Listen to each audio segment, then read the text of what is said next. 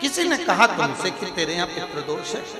तूने ब्राह्मण को भोजन करा दिया, पिंडदान करा दिया, तर्पण करा दिया, तिलांजलि करा दी, गया जी का श्राद्ध कर दिया, हरिद्वार चली गई वहां पिंडदान करवा दिया, ब्राह्मण भोज करवा दिया, तिथि पर भोजन करवा दिया, सब कुछ करवा के देते। अब एक काम और करके देख,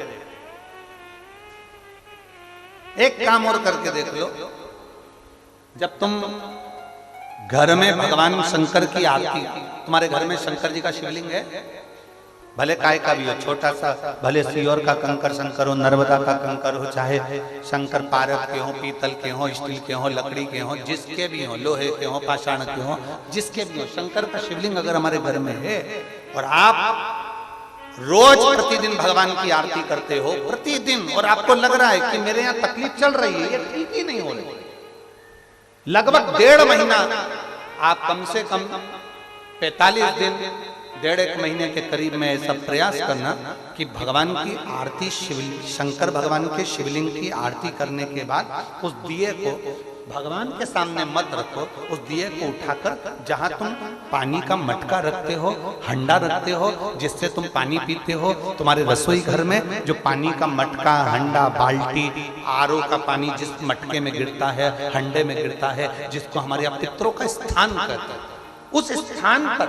उस मटके के पास में, हंडे के पास में, उस बाल्टी के पास में, जहां रसोई घर में पानी रखते हो, उस रसोई घर में पानी जहां रखते हो, उसके पास में उस दिए को भगवान के सामने नहीं रखना। आरती उतारने के बाद उस दिए को ले जाके सीधे परिंडे के पास में, उस हंडे के पास में, मटके के पास में उसको रखो।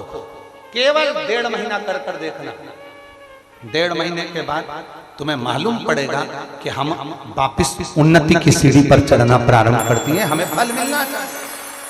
अब तुम्हें ना कहीं जाना है, ना कहीं आना है, ना कोई खर्चा है। खर्चा है क्या? ईमानदारी से बोलो, कोई तुम्हारा लाखों का रुपया लग गया क्या? रोज आरती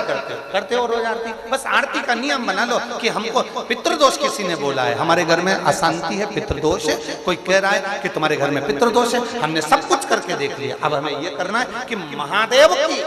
आरती जब होती है तो उसकी ज्योत का दर्शन करने पर 1000 कपिला गाय के दान का पुण्य मिलता है। तो ये पुण्य हम हमारे पितरों को देते हैं, जिससे उनकी मुक्ति हो जाए और हमें आशीर्वाद प्राप्त। उस दिए को नीचे नहीं रखना, आरती उतारने के बाद आरती पूरी हो जाए तब उस दिए को ले जाकर, जब आप ले जाकर उसको रखें तब उस स्थान पर रखें जहां पितरों का स्थान, जहां पितरों का स्थान।